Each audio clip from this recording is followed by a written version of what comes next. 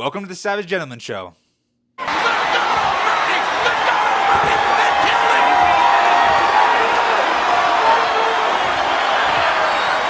God.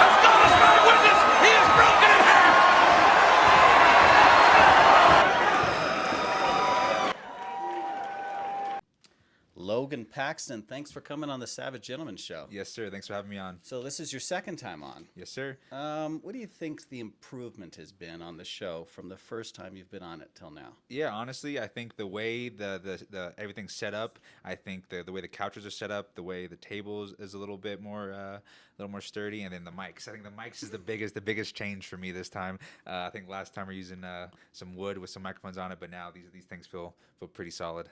Well, we appreciate you coming back on. I kind of just wanted to talk to you about the year you've had. Yeah.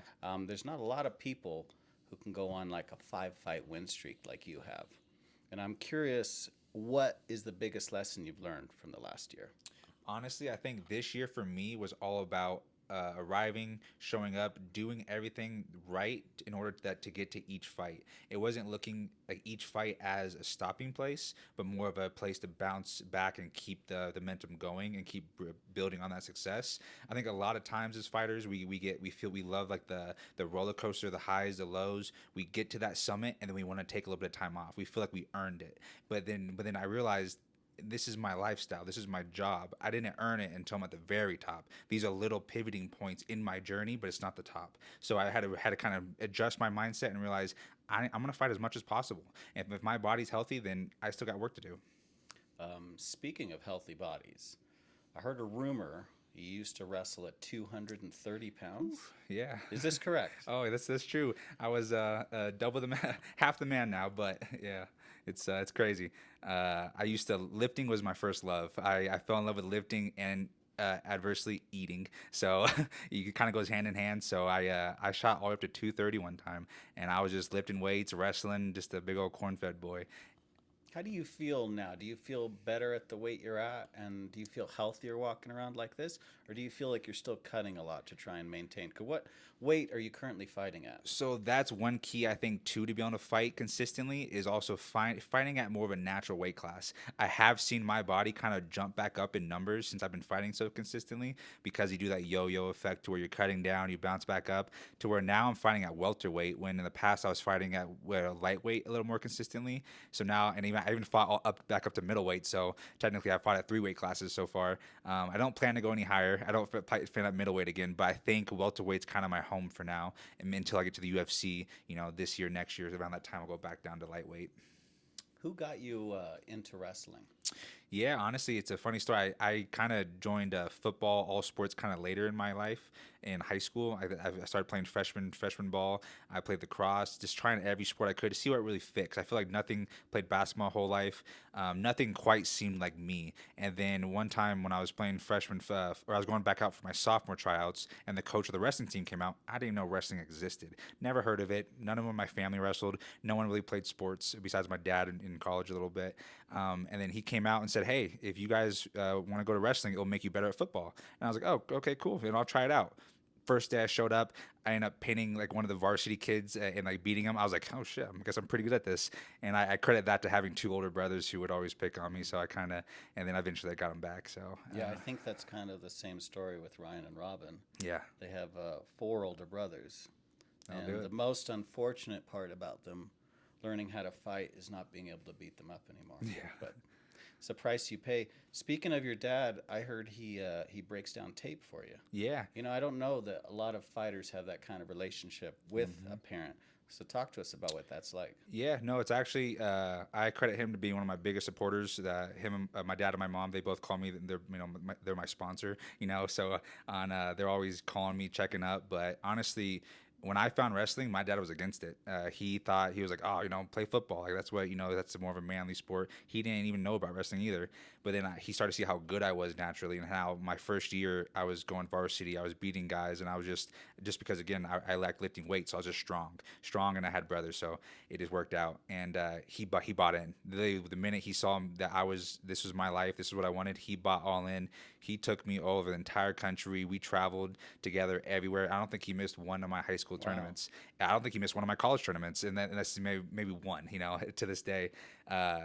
So he's been a huge factor in my success, just driving me, taking me, supporting me, and like you said, breaking down my film tape. Now he doesn't maybe know the most of the skill and like but he is spot on, and he sees some things that I might not see. So I do like breaking it down with him and kind of having that relationship with him.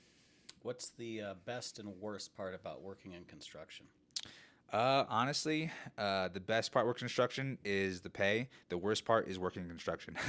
Honestly, it's a grueling job. I do it kind of here and there because I have buddies on the team who have companies, and I'll fill the spot. I'm good at it. Doesn't mean I love it. That's why I fight, and that's why I want to continue fighting. And hopefully, this year we'll begin to some bigger shows that can keep consistency and maybe less of that construction stuff. What is your goal for this coming year? I mean, it's hard to replicate what you did last year, but it sounds like with your mindset, Yeah. is that kind of what you're thinking?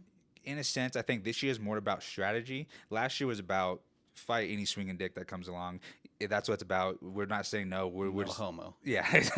Thank you. But so that was the game plan last year. Last year was all about setting the path, setting the blueprint. This year we're knocking down doors. This year we're making those strategic moves. We're signing with new managements. We're making with new higher fight pass shows that we're fighting on, getting the right matchups, and still want to be consistent. I don't want to take any time off. That's one thing I learned through wrestling too. Fight if you're healthy, fight, and that's what I plan to do. But at some point there are diminishing returns, so we're gonna be. I'm gonna be smart this year, and I'm gonna make sure that I have the right fights. Maybe get, I'd say at the most around four. Speaking of diminishing returns, what was it like training with the Diaz brothers? Yeah, those guys. I will say that what they show is what they are, and I think that being my first gym I've ever trained at, the first person I ever sparred or stepped in the ring with was Nate Diaz. In fact, so Wow. it's kind of a funny story that I jumped a little bit, and but that's where I like being thrown in the deep end and kind of just learning on the cuff. And those guys, they're I will say I think their style, their mentality is a little bit more suited towards boxing, and that's what you see now. A lot of their guys are all boxers now, and they're kind of doing like the celebrity boxing with Nate Diaz and Jake Paul and all that stuff. But when I was there, they were focused more on MMA, and I think I got a lot of I learned how to. That made a little more of that toughness, gritty, old school mentality that I think a lot of fighters coming up these days, they don't quite get the feel of that, what it was to be like kind of the old school, like what it was like to come up, your coach telling you if a new guy comes in to, to mess him up, to rough him up a little bit, just going to show him that, we're the top dogs. So I think there was something to be said about the mentality, but I think they're a little bit stuck in the mud with their into boxing rather than MMA. So I had to eventually make the transition to Denver, Colorado with Team Elevation and working with the coaches out here. Do you think wrestling is the best base for MMA? I do. I am a little biased, Yeah. having wrestled at North Dakota State. I would say it gives you like back to the mentality. It gives you a certain mindset that I don't want to say can't be beat, but you just won't. Your will, kind of gives you that indomitable spirit a little bit. To where I think with other sports, it's not as quite cemented in. It's not the practices aren't as grueling, aren't as hard. You're not just getting beat up for 2 hours by another person in front of you. A lot of other disciplines, it's more technique based, which is good, but it's like that the mentality carries you pretty far to where I think wrestlers can learn and they have the discipline to learn other disciplines better than maybe perhaps a boxer or Muay Thai instructor because it feels more natural to be on the feet. Being horizontal on your back doesn't feel too natural. I heard you talk earlier about the importance of being free in a fight. Talk to me about what that means. Yeah, so that's funny you mentioned that. I always felt, even with wrestling, like with other sports, there's so many rules, and that's why I feel like I never belonged in other sports. When I found wrestling, it was the closest I could become to feeling almost like, oh, I do this at home with my brothers. Like this isn't a sport. This is something I love to For do fun. for fun. Like I Yeah. love wrestling with my brothers. Even if I get beat up, it still was fun to me. I would go pick on them just so they could beat me up, and because I just loved it. And interestingly enough, you're going to get tired when you're a kid Yeah, wrestling. no, it's Isn't that it's crazy. crazy? It's got to be the soft bones or something. Yeah. But yeah, I swear. So that was it. I was like, oh, this is like I love doing this. So like, and I think that too, having that mentality of like, oh, I love this, and oh, this is fun. I think that goes a long way. But just growing up, having done that, and feeling that freedom when it came from wrestling, it really made me an exceptional wrestler. But then when I found fighting, few years into my wrestling career is when I started watching MMA. I was a little bit behind the curve, but then I was like, holy shit, like this looks like the most freedom possible. Yes, we're in a cage, but it's still free. It's like there's less rules, and I think the less rules there are, the better I do. Mm. So then it's proofs in the pudding. I mean, with fighting, I just feel the most free, and the more I get that mentality in my fights, to where I don't give myself that restriction, I don't give myself too many, like I don't worry about winning and losing, all that stuff. I just let myself flow. That's when I feel the most dangerous. And honestly, it's, yeah, like I said, proofs in the pudding. You ever come close to quitting MMA? Oh, not a chance. Yeah, no, I love this. Even if, like, I think fighters get asked this all the time. Right now, like, is, are you doing it for the money? I don't think any fighter necessarily does it for the money, There's because no money. there's no money. Yeah. Like there's no money, especially on the regional scene. The hope is, is you do it because you love it, and then if that should be enough, then eventually you get paid. You get some recognition. You get some credit to maybe venture onto something else. But I do this because I love it, and even if and especially with the UFC, I want to go against the best in the world. If another organization offered me more money, I probably want to take it, because I want to just purely just see how I stack up against the best.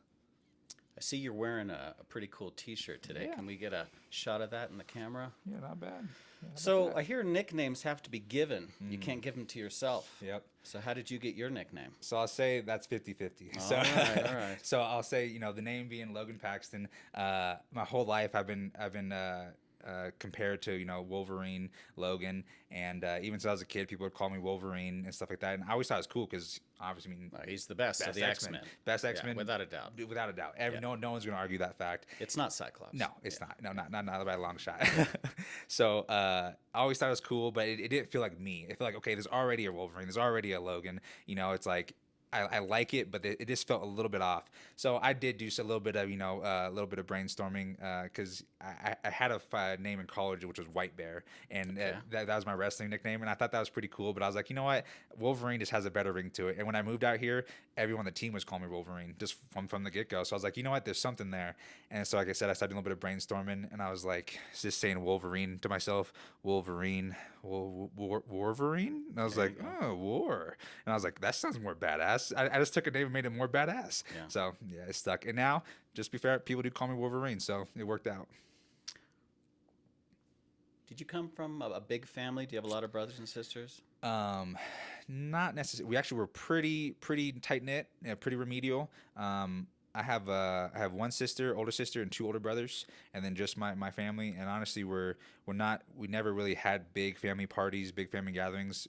Later on in my life, in childhood, some cousins here and there, but honestly, we've always just been pretty tight knit. Just two older brothers that would try to beat me up until I started wrestling, and then now they couldn't do it anymore. And then my older sister, she's quite a bit older, so she was always a little bit out of the picture, but she's also one of my biggest supporters. So that's one thing I do have going for me, is my family. They support me to the end, so I feel Yeah, very, shout very, out to your family. shout out to the fam. Yeah. Very, very grateful. What would be a perfect number that you'd like to have? Would you like to have a family? Would you like to have kids? And if you did, how many you'd like to have? And Yeah. any idea of something like this happening in the future? Yeah, definitely. I mean, it's always something. I think it's balancing that work life with your normal life, and I think as a fighter, that's something I had to really think about, because in the beginning, I thought, like, on fight week, for example, I thought everything had to go perfectly. I didn't want any outside stress. I wanted everyone just to kind of like more bend to my situation. But I realized that's not sustainable, and that's not life. I feel like a true fighter melds their life with their fighting. It's all one. It's nothing. It's seamless. So with that mentality going forward, I do have a great girlfriend. We've been together for almost a year now, so we would be thinking about maybe kids in the future. We've talked about it, but not in the near future. Definitely want to see myself get my foot in the door with the UFC, get a few years under my belt, make a name for myself, and then I'm a little selfish, so I want to focus on myself now, and then in the future, kids will definitely be in the conversation. I think fighting is an incredibly selfish sport. Yeah, it has to be a There's little bit. there's no choice about it. Mm-hmm. What's the deal with you in parkour? Ah, you did your homework. So as Ryan would acquiesce, I do like to do parkour. Nothing like the you see on the YouTube. I like to climb stuff. No, Um, I've seen something, yeah, you might and have it seen was it. in flip flops, Yeah, and so it was insane. flip flops are my preferred modality. Being from California, if it wasn't for being the snow, I would be in flip flops year Oh yeah, round. let's see those flip flops you got on Yeah, I today. did these hiking boots. Yeah, yeah. I want to make my own hiking flip flops brand eventually. I love climbing stuff. I can't help it. I've always been kind of into just more like intense, just crazy kind of climbing mountains, living life on the edge a little bit. That's why fighting is so suitable for me. But yeah, I do love climbing things, and if I'm in flip flops, it's not going to stop me. Building, bridge, anything. I've climbed it all. Do you share John Kuhneman's passion for hiking? I don't think anyone can Okay. share that boy's passion for hiking. I think he's down a different breed when it comes to that. He does it. He wants to do it all day, every day. It's what he talks about, and credit to him, he's great at it. I think it's a lot of fun. I love mountain climbing myself. I've done now. There's 48 out of 56, I believe, somewhere around there. He's probably scoffing at me for getting those Yeah. numbers wrong right now. But yeah, we've done them. I've done all those with him. So we're both really good friends, roommates, and we get out hiking a lot. He does it just for fun, just to suffer. I like to more have fun with my hikes. I like suffering a little bit, but Yeah. he's a little mental. He's a madman. Speaking of which, and I'm no Ariel Hawani here, so Yeah. I'm not going to stir the pot, but he was on the pod, or the show as we like to call it. He did say some stuff about you. I can imagine. Yeah, he was mentioning, he said you have kind of like a weak chin. He says you can't really grow a very good mustache. He said Yeah. your tattoos are kind of shitty and you have a bad sense of humor. Do you want to maybe respond to that? So I mean, obviously he gets head in the hit for a living. So I think there was something that day I might have hit him in the head before sparring. Sure, So when he sure. came in here, he might have not been in his complete senses. He only says that because he doesn't have a mustache, so he's a little jealous of it. Like, I mean, come on. And then he hides he hides his jawline behind his beard. I'm just saying, Sure. like, these are all points that Again, like I said, his words, I don't. not Hey, mine. he's Okay? he's a roommate. He's a roommate of mine, so I know the truth behind it. He's yeah, but good guy, good guy. Love to hate him, hate to love him, but he's my main training partner and teammate. So we whatever disagreements we have, we usually settle it and pretty decisively. With the two of you working together, you feel like it's iron sharpened iron with both of you having this goal of getting to the UFC, and then kind of even if you didn't have the best training partners, having each other, Yeah. you would continue to improve. Yeah.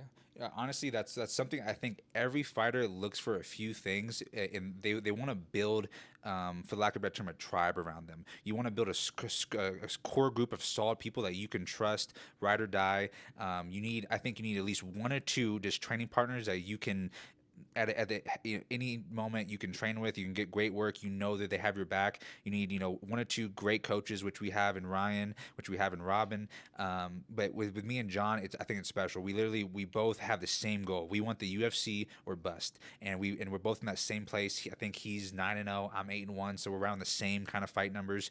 Both getting finishes at every fight. We have the blueprint. We're following the plan, and honestly, meeting him, hiking, training, our lifestyles, it just complements each other so well. So I think the sky's the limit with us, and I think most fighters need that. They need to find somebody that can push them. Like you said, iron sharpens iron, and I think with that, we're definitely doing that. Best and worst part about training with Robin? Best part is that he looks just like Ryan. So worst part is that he looks just like Ryan. That's well said. Yeah. Best and worst part about training with Ryan?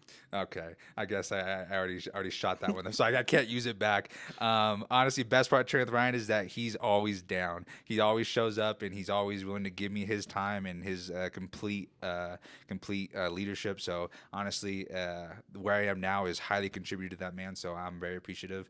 Worst part is that he's a little pale. Well, and he gets sick a lot, so it's like sometimes He does. He does. he does. So it's like sometimes you might have to call out, but I forgive him. Yeah. We'll get that boy in some sun soon. What do you want to be remembered for? Honestly, it's people talk about legacy a lot and all, and they talk about what they want to be. You're asking me now, and it's more of one fun fact about me is that I love watching anime.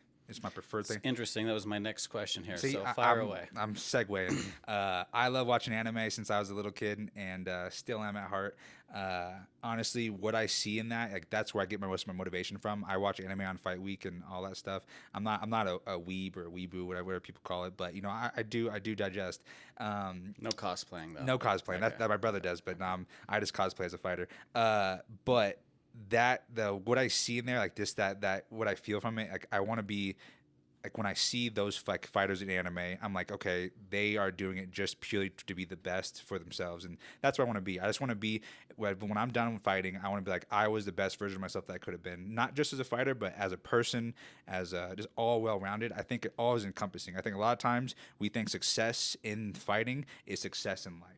I think that's they don't go hand in hand, and I think we see a lot of fighters get in trouble because of that. So I think I want to keep those both neck and neck as long as I can and go as far as I can and keep them both sharp. And I think if I can be the most well-rounded fighter and individual, I can retire happy. So keep your personal life as professional as your professional life. Yeah, professional and just stay true to you. I think a lot of fighters do make those personas, and that's cool, and I think it's very entertaining, and perhaps I will too. But at least keep it real. Don't be fake, and if I can do that, then I think I'll be happy. I would like you to maybe give some plugs or shout outs Yeah. to where people can find you. Maybe you've got a page or something that you're promoting, or even just a brand that you like or Yeah. something, or where people can go to get this t shirt. Now is your time. The spot is yours, so please take it away. Yeah, thank you. Yeah, no, the biggest place to find me social platform is Instagram. It's Warverine underscore MMA, and that's where I do most of my posting all about fights and everything like that. I do have a Facebook as well, Logan Paxton, and then I have a TikTok, I guess, but it's its name. It's Warverine underscore MMA. Don't use it much, but if who knows, as it get bigger, maybe I'll start giving some love to that too. I will be doing some fight shirts soon because I'm getting some bigger fights. APFC in April. I'll be dropping a line of Wolverine fight T-shirts. So it will be. This one will be for the fans, and then we'll make some more ones for fighters. That kind of maybe get my ugly mug off it a little bit. But no, yeah, that's just you can find me on Instagram, and I appreciate you boys having me on. Last one I got for you. And if you got to take a second to think about it, go ahead. What's the last random act of kindness that you experienced? Last random act of kindness. That's a good one. See, this is a tough one because I don't want to say something good about John Kuhneman. So That's understandable. I might think a little bit longer, and if I can't, then I'll come back to that one. Yeah. No, tell us about John. No, I don't think he needs to hear about that one. No, he recently gave me a cool duffel bag because I told him that I didn't have a fight bag, like a backpack one, and then randomly he came over and gave me his tatami fight gear bag. I was wearing it today. It might be over there, so that was pretty cool. I like it, man. Yeah. Well, we can't thank you enough for coming on. We're kind of looking forward to what you do this year. Yeah. If you happen to have another fight lined up, and if you ever want to plug it or come back after another stellar year of, Yeah, streak of winning fights, don't hesitate to. that's the plan. You're a friend of the show. We can't wait to have you back, and we really hope this New Year's a good one for you. Thank you so much. And just to end on that, I do have a fight actually just announced today, so it's great timing. I will be fighting back in Alaska. I'm already the king, but I'm going back to clean up a little bit more. This one will be in Anchorage on February 22nd for AFC, and there will be a pay-per-view that I'll be posting on my Instagram, so everyone will be able to watch. And then we have some exciting stuff this year, so I'm sure we'll be back on. So Awesome, man. thank you so much. And I would like to give one more shout out to my sponsors. I do have Final Form Energy, which is a great energy drink company, and they provide me with cases of drinks every fight camp. It's nootropics, no all natural stuff. So I love those guys. Fuel Hunt, that's a big brand I'm working on right now. I'm doing a collaboration with them. We're gonna be dropping. They give me some merchandise. I'm doing some shots, and so I want to shout them out for taking care of me. Yeah, and let's just keep it going. Thanks, man. Thank you. Thanks for having me on. You got it. Appreciate it.